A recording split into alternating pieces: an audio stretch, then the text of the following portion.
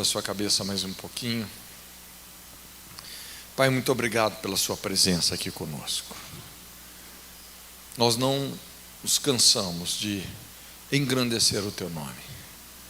Senhor, e mais uma vez queremos nos achegar a ti em oração, beijar a tua face e dizer que te honramos, te amamos, te engrandecemos. O Senhor é muito mais do que um Deus todo-poderoso. O Senhor é Pai, aquele que tem cuidado de nós. Senhor, e mais uma vez oramos que o Senhor possa liberar o seu Espírito sobre as nossas vidas, porque entendemos que a sua palavra não é uma espada de um pregador, mas é a espada do Espírito Santo. Senhor, e oramos que realmente sua palavra venha de encontro aos nossos corações, que ela não volte para ti vazia, mas que ela possa cumprir todo o propósito para o qual ela foi designada nas nossas vidas, Senhor. Libera realmente os céus sobre cada coração, Senhor, e tudo aquilo que o Senhor tem preparado para esse tempo, que realmente se cumpra nas nossas vidas. Obrigado porque o Senhor é um Deus sofredor, compassivo, um Deus que experimenta as nossas dores, que conhece as nossas tristezas, um Deus restaurador. Deus, nós te louvamos por isso, Senhor, e queremos declarar que as nossas expectativas estão em ti, a nossa esperança está em ti. Obrigado, Senhor, porque podemos experimentar uma esperança que esse mundo não pode dar e tampouco tirar de nós. Uma esperança que vai além do túmulo, que vai além da sepultura, além da morte, porque o Senhor vive, o Senhor ressuscitou. Te engrandecemos, Jesus. Vem sobre as nossas vidas, no nome de Jesus. Amém. Se você quiser, você pode abrir a sua Bíblia comigo aí em Lucas 24:13. É um texto muito conhecido. É um fato que ocorreu após a ressurreição de Jesus. Então a Bíblia fala assim: naquele mesmo dia, 2 deles estavam de caminho para uma aldeia chamada Emaús, distante de Jerusalém 60 estádios, mais ou menos 12 quilômetros, para você ter ideia.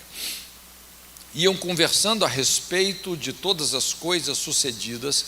Aconteceu que enquanto conversavam e discutiam, o próprio Jesus se aproximou e ia com eles. Os seus olhos, porém, estavam como que impedidos de o reconhecer. Então lhe perguntou Jesus: que é isso que vos preocupa, e de que ides tratando à medida que caminhais? E eles pararam entristecidos. Um, porém, chamado Cleopas, respondeu dizendo: és o único porventura que, tendo estado em Jerusalém, ignoras as ocorrências desses últimos dias?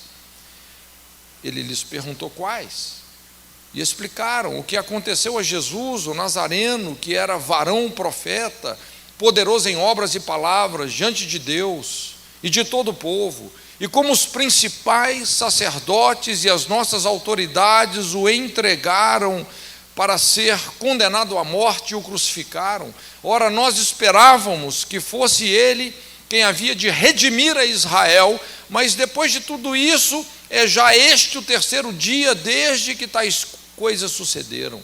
É verdade também que algumas mulheres das que conosco estavam nos surpreenderam, tendo ido de madrugada ao túmulo, e não achando o corpo de Jesus, voltaram dizendo terem tido uma visão de anjos, os quais afirmam que ele vive. De fato, alguns dos nossos foram ao sepulcro e verificaram a exatidão do que disseram as mulheres, mas não o viram.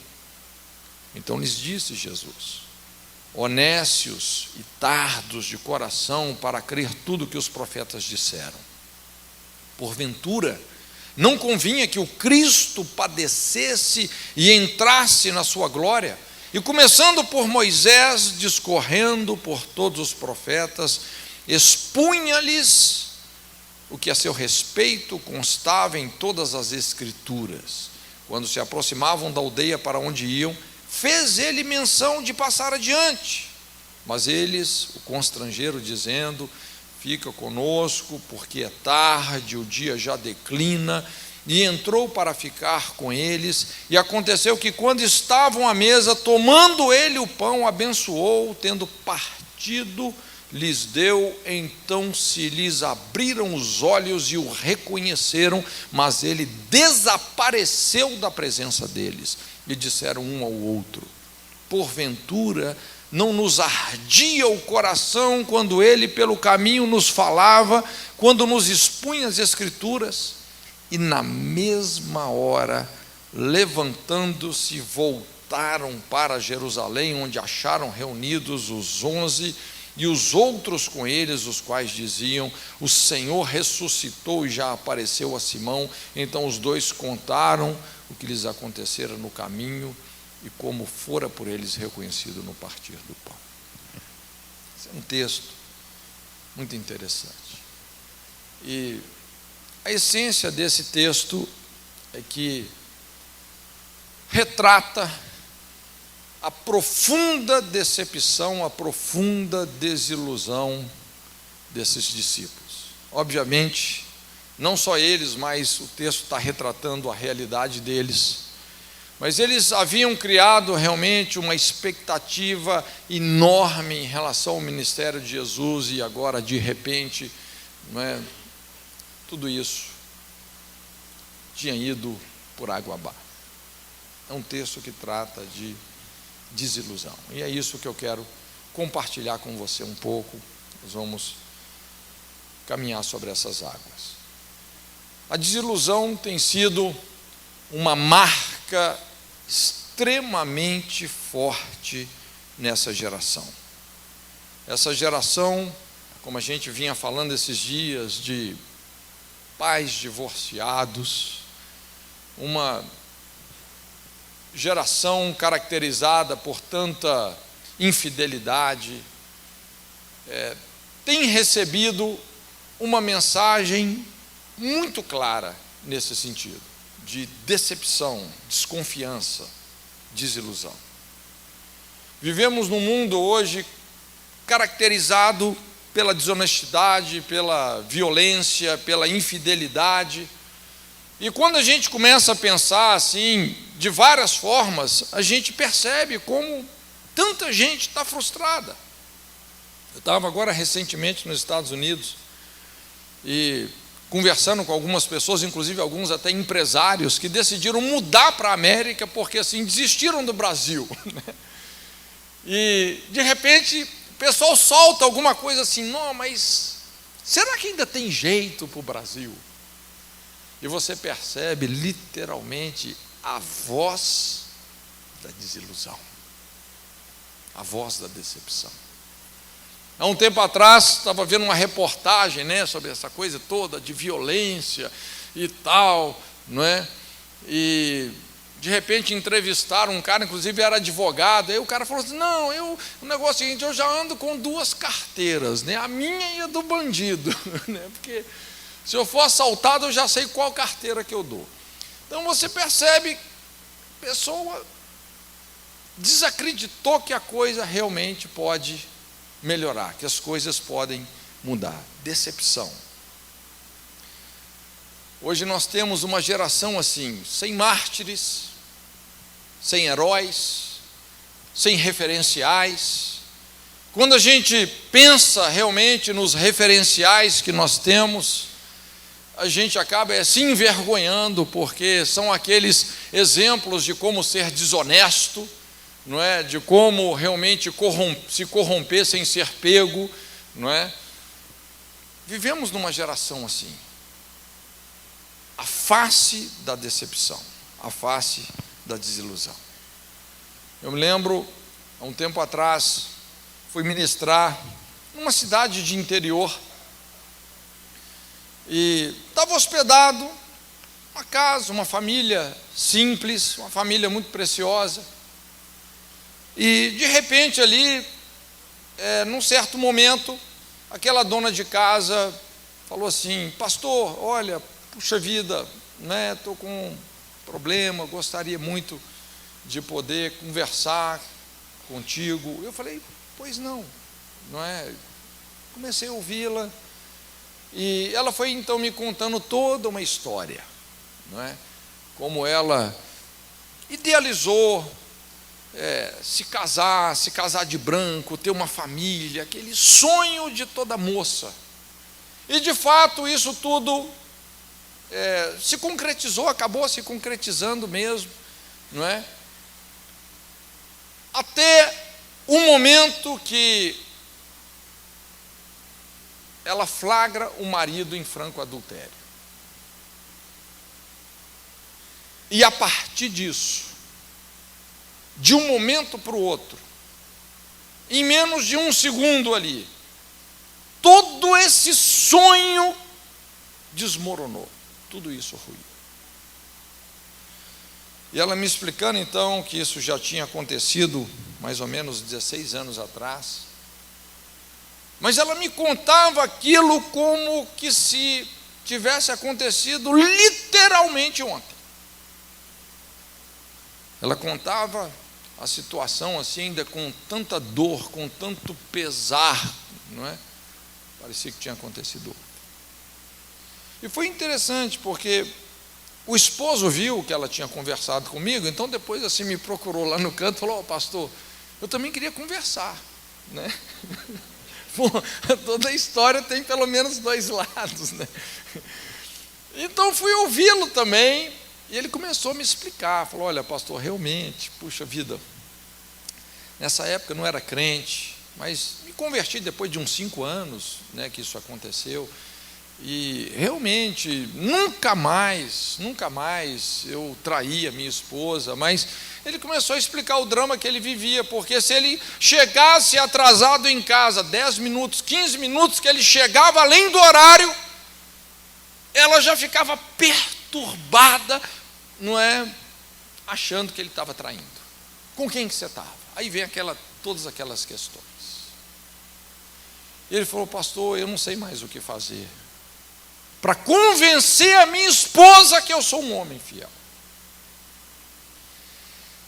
E em virtude disso eu comecei assim a pensar, a entender o poder de uma desilusão. O poder que uma desilusão tem de destruir, de matar a fé num relacionamento. Isso sinceramente me impactou. Falei: puxa vida. Ela experimentava realmente uma ferida, ela ficou obcecada por aquilo, 16 anos vivendo obcecada por essa desilusão. A vida dela parou ali, isso se tornou o eixo da vida dela. Eu lembro uma vez, fui fazer um curso fora do Brasil, e de brasileiros tinha eu e mais 2, e então num certo momento foi fazendo amizade e tal, e esse pastor,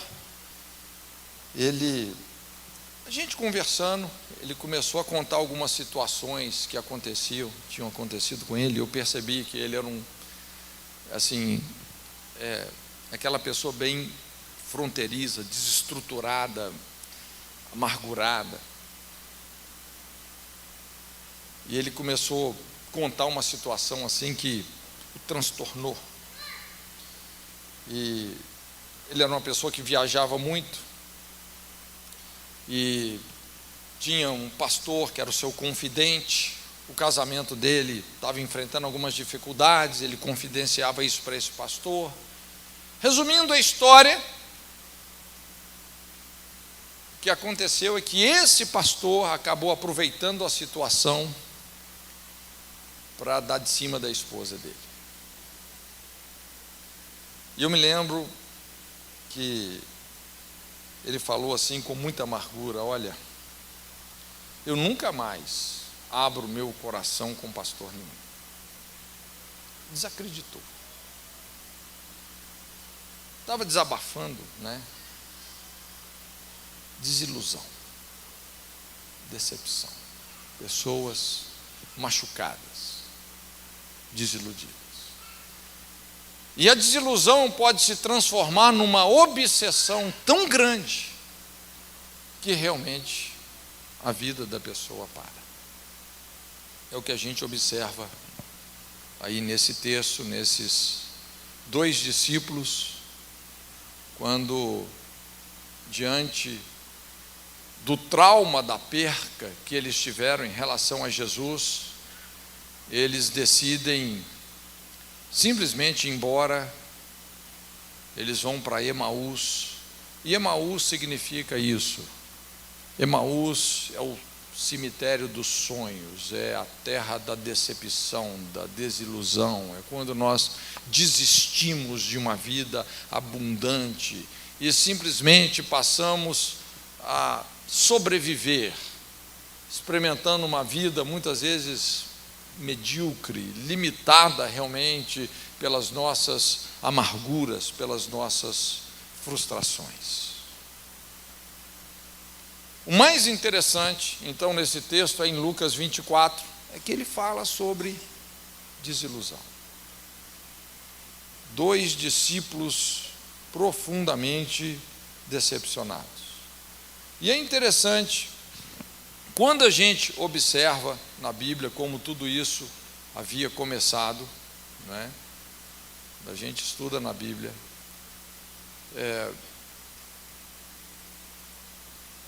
foi algo interessante, porque no início do ministério de Jesus, as coisas estavam acontecendo de uma forma muito sobrenatural.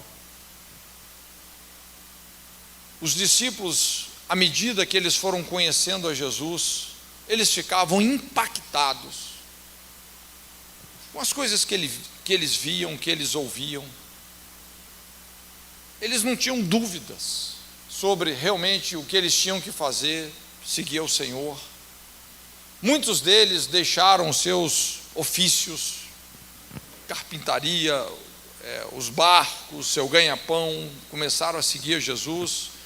Se eles eram questionados por que eles estavam tomando decisões tão radicais, realmente eles não tinham dúvidas. Tudo era empolgante, coisas sobrenaturais, coisas nunca vistas estavam acontecendo. Cegos, aleijados, leprosos estavam sendo curados de forma sobrenatural. Os demônios eram expulsos de uma maneira como eles nunca tinham visto antes, aquele tipo de autoridade em ação. Até os mortos estavam sendo ressuscitados. E obviamente o ministério de Jesus então atraía grandes multidões, muita gente sendo ministrada. E é lógico que isso trouxe assim um grande sucesso. E é importante entender que o sucesso é um território perigoso, não é? Escorregadio, mas junto com todo esse sucesso começou a entrar uma ilusão. Começou a entrar uma ilusão. E a ilusão foi essa, que o reino de Deus finalmente seria estabelecido em Jerusalém. É interessante porque quando você começa a estudar sobre desilusão tem duas fontes. Tem essa primeira fonte, né, quando você é traído, decepcionado por pessoas que você confiava. Mas existe uma linha de ação em relação à desilusão, que é aquela desilusão que vem da nossa própria cobiça, aquela obstinação por levar vantagem em tudo, aquele barato que depois acaba saindo mais caro, não é? Então, de repente, você cobiça, ilude, e o próximo capítulo da novela que você vai desiludir. E foi mais ou menos isso que estava acontecendo aqui com os discípulos. Eles foram se iludindo. Eles começaram a idealizar. Realmente, o reino de Deus vai ser estabelecido. Jesus vai assentar no trono dos reis de Israel, vai virar a mesa em relação à maneira como o Império Romano vinha subjugando os judeus, como quando a gente lê lá no livro de Juízes, de repente o povo estava subjugado a uma outra nação inimiga, e Deus levantava alguém, e essa pessoa simplesmente revertia aquele quadro de cativeiro. Então eles pensaram, olha, Jesus vai reverter esse quadro. Nós vamos experimentar um novo tempo, uma restauração da nação. Só que Jesus, por diversas vezes, por mais que ele tentou explicar que o reino dele não era desse mundo, né, que as coisas não iriam acontecer dessa forma, que não seria uma revolução externa, mas interna, ele disse: o reino de Deus não vem com aparência exterior, está dentro em vós. Mas eles criaram essas expectativas. Inclusive, já haviam feito uma tentativa de fazer Jesus rei, ele simplesmente deu as costas, né? Foi para o monte orar. A gente via algumas intercessões absurdas, como lá da mãe de Tiago e João: concede que esses meus 2 filhos se sentem, um à sua direita, outro à sua esquerda, no seu reino. E Jesus falou: olha, né, eles podem beber do cálice que eu vou beber, eles podem ser batizados com o batismo que eu vou ser batizado. E Jesus estava falando da morte dele. Ela diz: ah, sim, né? A gente vê uma disputa, de certa forma, uma disputa política que começou a entrar, né, entre os discípulos, eles ali vendo quem era o maior, quem era o melhor, quem vai ter esse privilégio, quem vai ter aquele outro privilégio, uma disputa por privilégios, né? Só que, numa certa noite, Jesus é preso. Isso assusta os discípulos, mas ao mesmo tempo eles já estavam acostumados com Jesus, como ele era surpreendente, ele já havia escapado sobrenaturalmente de muitas ciladas de morte, tinha poder sobre a natureza, sobre os demônios, sobre as enfermidades. A sabedoria de Jesus havia superado muitas armadilhas dos religiosos. E de repente, quem sabe, nesse momento que ele havia sido preso, não seria o momento onde ele ia demonstrar o seu poder num grande golpe de Estado. Só que as coisas começaram a não dar certo, não é? Pedro e os outros que seguiam Jesus de longe viram a forma como ele estava sendo humilhado, espancado, literalmente torturado. Algo realmente parecia estar muito errado. E em poucas horas ele está indefeso, pendurado numa cruz, entre 2 ladrões, torturado em agonia de morte. E ali, toda a expectativa deles, toda a esperança deles, tudo aquilo que eles haviam idealizado, todo sonho, simplesmente tudo isso se acaba. Aqueles homens estavam sendo marcados pela cruz. Depois de 3 anos e meio seguindo Jesus de perto, ele morre de forma repentina e brutal. Parecia que todo aquele tempo simplesmente não tinha valido de nada. Então eu quero tirar algumas lições desse texto. Vamos pensar em algumas coisas aqui que são importantes. Primeira lição é que a cruz faz isso. Transforma a ilusão em desilusão. Isso faz parte do propósito divino. É um plano do tratamento de Deus. Deus não ignora as nossas motivações distorcidas, egoístas, doentias. Por mais contraditório que isso pareça, mas o Calvário se fundamenta numa desilusão com Deus. Mas é uma desilusão necessária. Onde Deus vai lidar com as distorções do nosso coração e das nossas motivações. No fundo, A desilusão acaba sendo um cheque-mate de Deus nas nossas motivações corrompidas. Deus vai tratar conosco nesse sentido. Então, esses dois discípulos em choque, é quando eles vão para Emaús, não suportam mais Jerusalém, essa cidade sanguinária que mata os profetas e apedreja os enviados de Deus. Eles vão para Emaús, e como eu disse, Emaús representa isso, uma vida para sobrevivência, uma vida amargurada, frustrada, sem sonhos, sem ideais, sem muitos problemas, sem desafios. Aquela vidinha assim, arroz com feijão.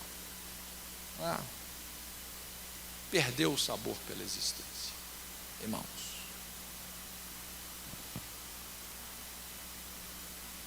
Mas é interessante, uma outra coisa que a gente observa aqui, é que nesse processo, quando Deus começa a tratar com a nossa desilusão, quando nós estamos descendo para Emaús, quando você volta para Emaús, Jesus volta para você.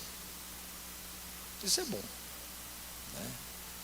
Enquanto assim comentavam e discutiam, o próprio Jesus se aproximou e ia com eles.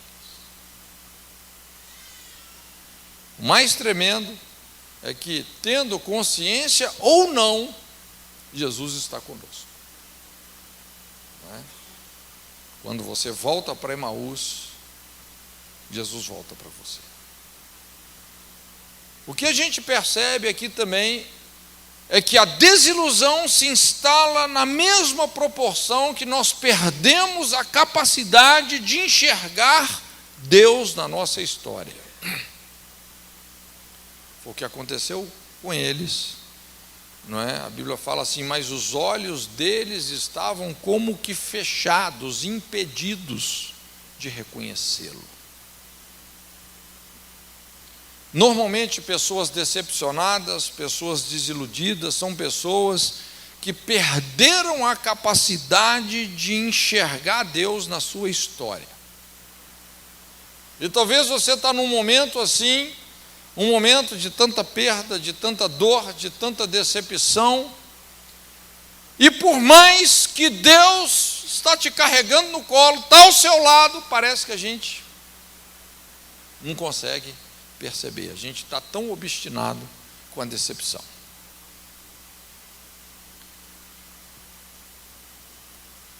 Jesus sabe como chegar no motivo da nossa tristeza. É interessante que, quando a gente observa o diálogo ali, que eles começaram a travar, não é? De repente eles estavam falando de Jesus para Jesus, sem saber que era Jesus que falava de Jesus para eles, não é? Mas eles não perceberam, ainda assim eles não perceberam que era o próprio Jesus que caminhava com eles. Perder a capacidade de enxergar Deus na história.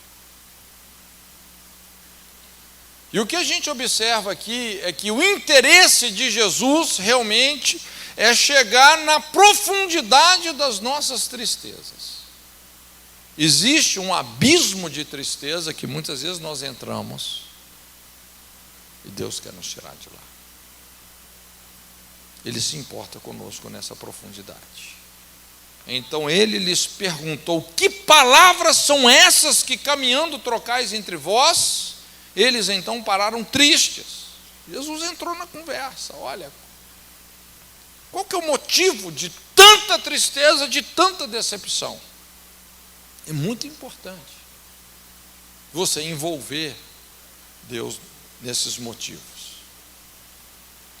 Só que a desilusão nos leva a ver as dificuldades, ver as frustrações de uma forma, muitas vezes, egoísta, injusta, onde a gente não percebe, na verdade, como isso pode ser uma ferramenta para nos transformar. A Bíblia fala assim: um deles, chamado Cleopas, respondeu-lhe: És tu o único peregrino em Jerusalém que não soube das coisas que nela têm sucedido nesses dias? É como se eles estivessem dizendo: rapaz, de que planeta você é? Você não sabe das notícias, você não sabe do que aconteceu. É o que muitas vezes nós falamos para Deus: Deus, o Senhor não sabe o que está acontecendo comigo. Nós oramos aqui, para alguém que está com câncer. Senhor, o Senhor não sabe que meu filho, minha filha está com câncer. Onde é que o Senhor estava quando meu filho se envolveu lá com as drogas? Eu lembro, um tempo atrás, eu estava assistindo um programa que era tipo de um debate com pessoas assim, de várias religiões, pastor, padre, etc., em cima de um tema. E o tema era o seguinte: perdi meu filho, perdi minha fé. Então era o caso de uma mulher realmente muito devota a Deus, até o dia que ela perdeu o filho.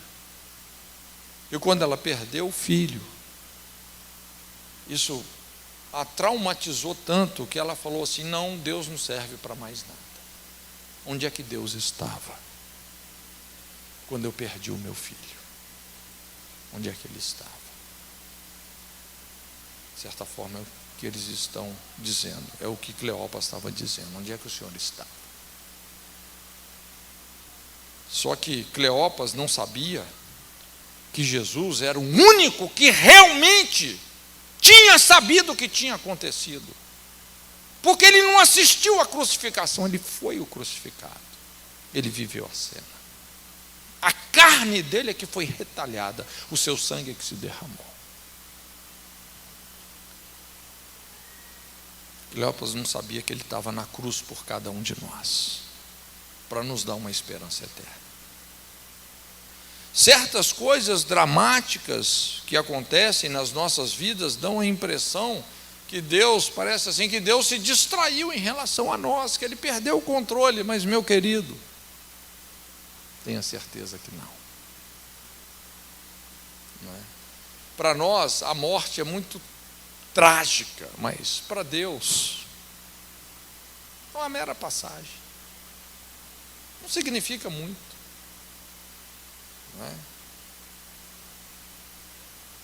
Mas é interessante como a desilusão nos leva a uma obsessão onde a nossa vida realmente para naquele ponto e nós não conseguimos nos desfazer daquele tipo de perda. Mas é importante nós entendermos que o Senhor continua no controle. E Jesus vai nos ajudar a entender as nossas decepções dentro de uma perspectiva divina, construtiva. Lá em Lucas, no verso 19, Lucas 24, 19, ao que ele lhes perguntou quais coisas, porque quando eles começam a mencionar sobre essas coisas que tinham acontecido em Jerusalém e que Jesus não sabia, e Jesus dá uma de que não sabia, quais coisas? Então, de uma maneira sábia, ele pega aquele momento que representava uma perda total e começa a explicar num contexto maior. Começa a mostrar aquilo numa perspectiva mais ampla. Era como se ele estivesse olhando para um grande quadro, imagina uma tela enorme, só que você coloca o seu nariz na tela. Tudo que você consegue enxergar é aquela pequena área, é o seu campo de visão. Quando você se aproxima demasiadamente de um problema, e é o que a desilusão faz conosco, você se aproxima tanto que você perde o discernimento do todo.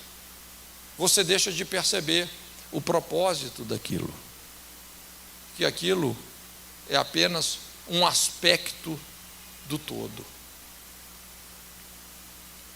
Então, é como Jesus estivesse pegando eles pelas mãos, olha, vamos dar alguns passos atrás, para vocês entenderem o propósito maior disso. E quando realmente nós permitimos que Deus faça isso conosco, é impressionante como a nossa vida ganha um propósito tremendo.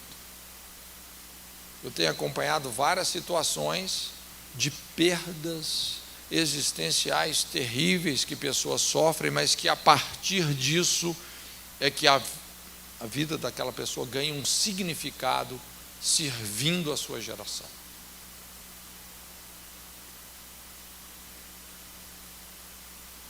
Então Jesus confronta diretamente a nossa incredulidade no propósito dele. Quando ele fala assim, tardios, honestos e tardos de coração, para crerdes tudo o que os profetas disseram. Irmãos, olha, se tem um aspecto da vida cristã que nós não podemos demorar a conhecer, é a cruz. Nós não podemos demorar a entender realmente o princípio da cruz. A cruz é um paradoxo. O paradoxo é uma verdade escondida numa contradição aparente. É quando você aprende realmente a ceder, a entregar as coisas para Deus, seja lá o que for, principalmente as nossas perdas, né? Aliás, é de onde vem o conceito do perdão, né? O Alcione Emerick, que vai ministrar aqui, ele fala isso. O que é perdão? Perdão é uma perda grande, um perdão, né? É quando você fala, amém, Senhor, eu sofro a perda, eu confio em Ti, estou nas Tuas mãos. Não importa o tamanho dessa perda, está nas Suas mãos. Não é? Um com Deus é maioria, dois é covardia.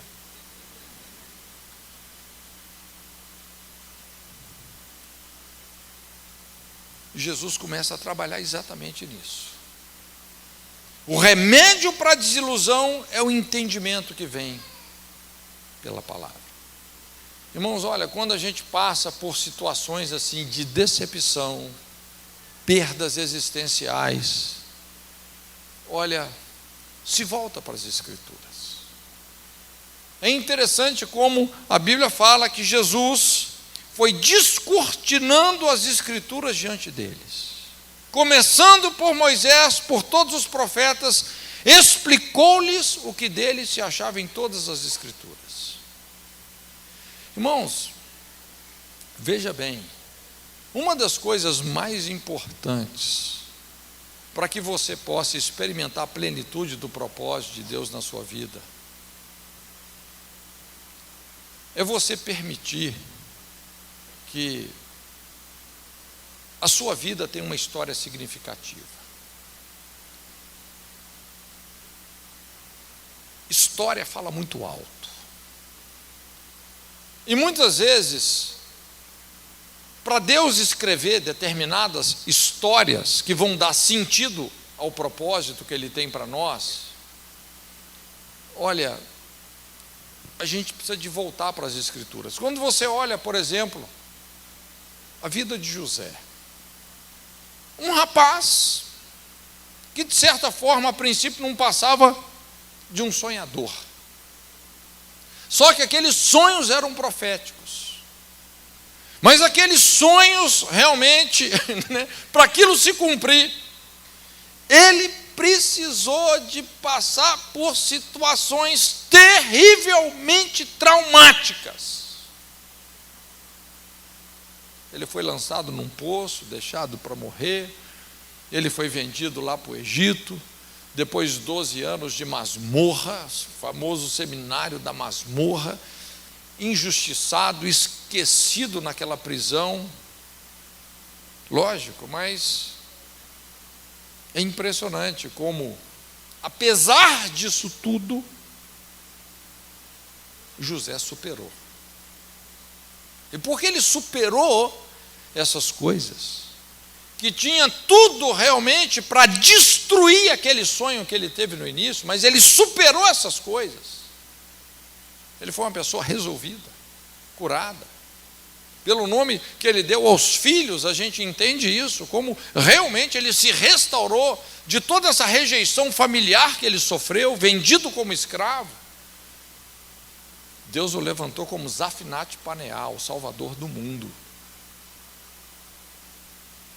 Quando a gente vê algumas histórias assim na Bíblia, irmãos, quando a gente volta para as Escrituras, e parece que o que está acontecendo com você, você está dentro de uma máquina de lavar roupa, né? Na hora você não consegue entender muita coisa, mas a gente sabe que lá na frente, às vezes Deus está te preparando para uma dimensão muito maior, e aquilo vai dar um sentido tremendo para a nossa existência.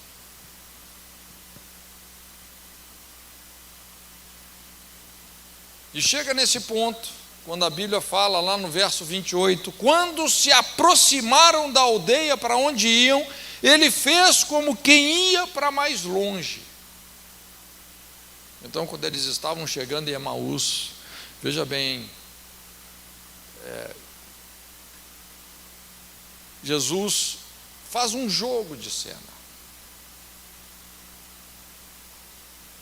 E aqui talvez foi a grande tacada desses dois discípulos, quando eles convidam Jesus para entrar na sua casa. Quando Deus está tratando com as nossas decepções, realmente Ele vai caminhar conosco, Ele vai fazer essa jornada até Emaús, que é a terra da decepção, da desilusão. Ele vai até um certo ponto. Mas mais do que isso, Ele só vai fazer se nós o convidarmos. Veja bem, Ele quer ser convidado, mas Ele não vai se convidar. Irmãos, tem situações na nossa vida que nós temos que ter uma iniciativa de realmente abrir a porta da nossa casa para Jesus. Tem perdas que nós sofremos, tem decepções que nós passamos, que Jesus vai com você, Ele caminha com você, mas para Ele fazer algo mais, a porta tem que abrir de dentro para fora, nós temos que convidá-lo. E a Bíblia fala, eles, porém, o constrangeram, dizendo, fica conosco, porque é tarde, já declinou o dia, e entrou para ficar com eles. E aqui foi quando aconteceu isso que eu chamo a última ceia. A Bíblia fala assim, estando com eles à mesa, tomou o pão, e o abençoou, e partindo-o, lhe dava. Abriram-se-lhes então os olhos e o reconheceram, nisto ele desapareceu de diante deles. Quando eles entram ali na casa daqueles dois discípulos, quando Jesus parte o pão, Ele apresenta as suas credenciais. Quando eles observam Jesus partindo o pão e eles olham, estavam ali as marcas da cruz. É quando você tem aquela revelação que de fato, em verdade, Ele já levou a minha e a sua dor. Essa dor que você está remoendo, talvez por anos. Essa crise existencial que você está naufragado nela por anos e anos. Ele já levou. Ele já carregou com isso tudo. Eles viram as marcas nos seus pulsos. E é quando, então, eles tomam uma posição. E ali imediatamente eles se recusam a ficar em Emaús, a terra da mediocridade, do trauma, da sobrevivência, da vida frustrada, a vida sem ideais. Imediatamente eles voltam para Jerusalém, o lugar onde as promessas iam se cumprir, o lugar onde o Espírito Santo seria derramado. Talvez uma das maiores lições que a gente aprende nesse texto todo, nessa realidade toda, é que nós não podemos demorar na desilusão. Olha, irmãos, não tem como a gente evitar as desilusões na vida, as frustrações. Todos nós aqui temos sido vítimas de algo, às vezes situações fortes, traumáticas, como traição, abandono. Todos nós temos passado por situações assim. Agora, nós não podemos demorar na desilusão. Nós não podemos colocar o nosso domicílio em Emaús. Aí vai ser onde os nossos ideais vão perecer. Nós precisamos de voltar para Jerusalém. Tomar aquela distância necessária, entender o propósito,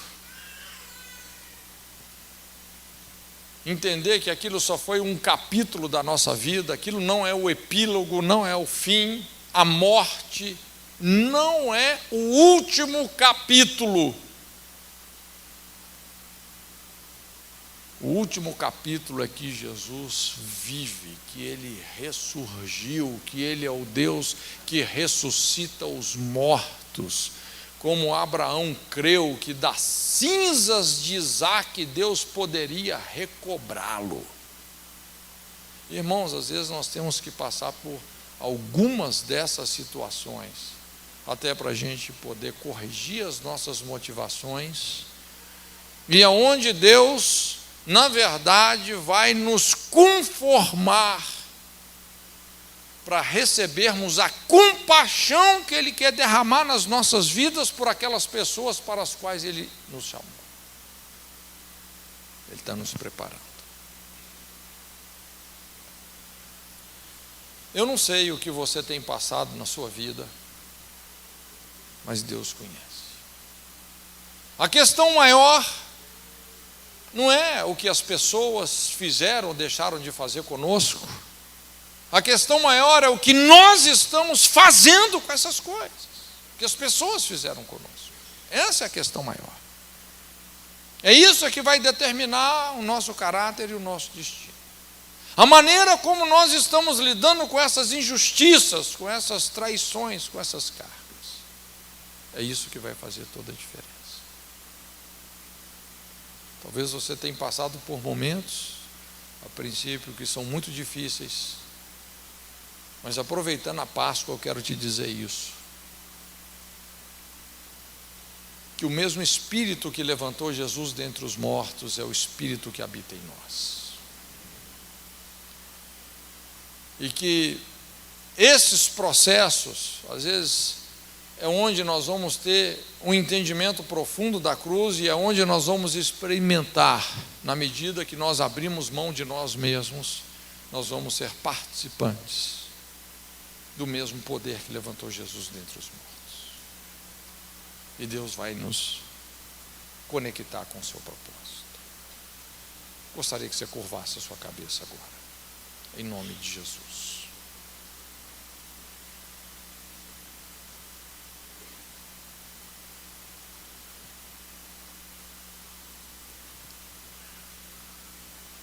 Talvez você já tenha treinado a sua fé realmente para superar esses traumas, essas pauladas, essas pancadas emocionais, mas pode ser que você tenha passado por algo que realmente te abalou, algo que tem destruído a sua fé, que tem feito você perder o seu coração, perder a sua alma, perder a sua fé em pessoas, em relacionamentos, perder a sua fé no casamento, perder a sua fé na família, talvez mesmo até em Deus. Apesar de você continuar vindo na igreja, mas pode ser que você já até desistiu realmente de crer no que Ele pode fazer por você. Talvez você até acredita que Deus pode ajudar uma outra pessoa, mas não você. Eu quero orar por você nessa noite. Eu gostaria de orar por você.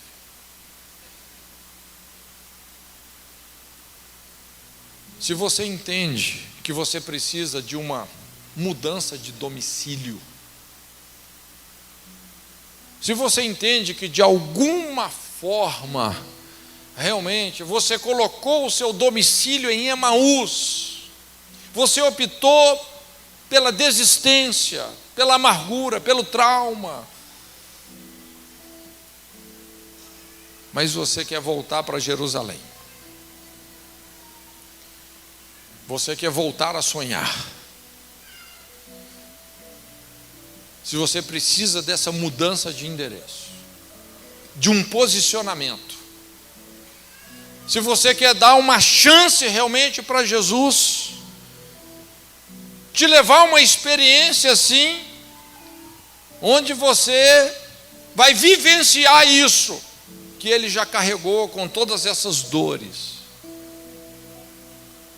Eu gostaria que você saísse do seu lugar, que você viesse aqui na frente. Eu quero orar com você. Se você sente necessidade de um posicionamento assim, eu quero orar com você, no nome de Jesus.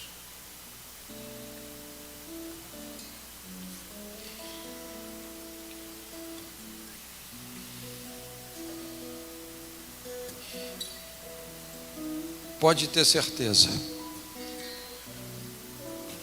que todo esse tempo Ele tem estado com você. Mesmo que você já tenha desistido de você mesmo, até de Deus, todavia Ele não desistiu de nós. Ele não desistiu. E não é à toa que você está aqui hoje. E o Espírito Santo está falando isso com você com todas as letras.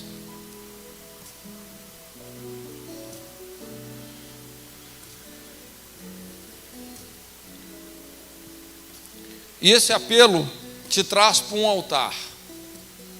E altar, lugar de sacrifício. Sacrifício não tem a ver com você perder para o mundo, mas tem a ver com você entregar para Deus. E talvez tudo que você precisa nessa noite é entregar para Deus, é perder para Deus.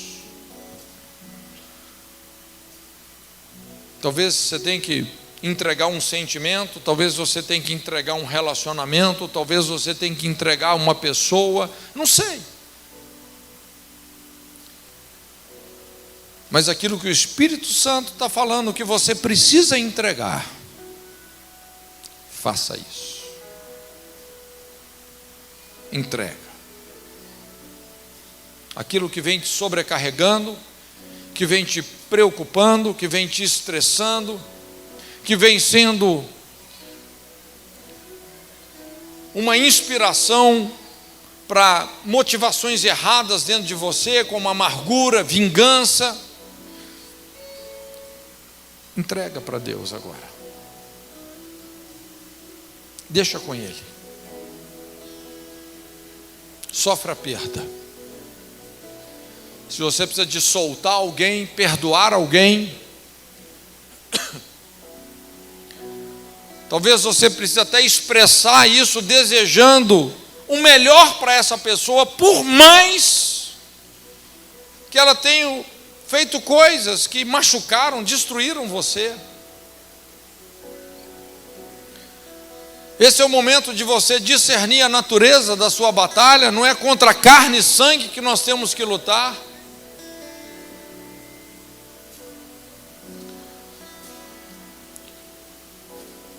Simplesmente coloca isso nas mãos de Deus. Entrega para Ele. Entrega definitivamente. Senhor, muito obrigado por cada vida preciosa que está aqui. Obrigado, Senhor. Senhor, e no nome de Jesus, eu oro, Senhor, que isso que elas estão fazendo ao atender esse apelo, saindo dos seus lugares e vir para esse altar,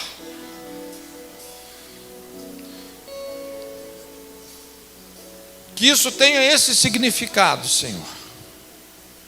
Que o Senhor possa, de fato, tirar os pés dessas pessoas de Emaús, esse lugar da desilusão, da decepção, do trauma, da desistência, a vida sem desafios.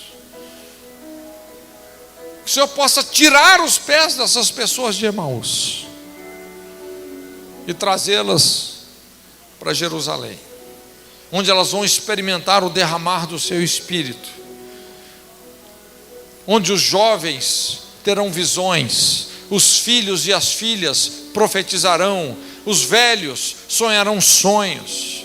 Senhor, e eu oro por um novo céu sobre a cabeça dessas pessoas. Eu oro pela inspiração de Deus, coisas que os olhos não viram, os ouvidos não ouviram, nem tampouco subiu ao coração humano, coisas que o Senhor tem preparado para aqueles que te amam, Senhor. Que essas coisas venham, que haja uma nova inspiração, Senhor, sobre a vida dessas pessoas que estão aqui, um novo significado, um novo sentido, uma revelação do seu propósito. Senhor, todo este processo, por mais doloroso que seja, nós sabemos, é uma forma do Senhor nos preparar para aquilo que o Senhor de verdade tem para cada um de nós. Ajuda-nos a entender isso. A maneira como o Senhor quer trabalhar com o princípio da cruz nas nossas vidas. Ajuda-nos a entender. E eu oro, Senhor, que a vida dessas pessoas seja cheia de sentido, cheia de significado, Senhor, em nome de Jesus. Que haja uma unção de criatividade, de novidade sobre a vida e o coração dessas pessoas, Senhor.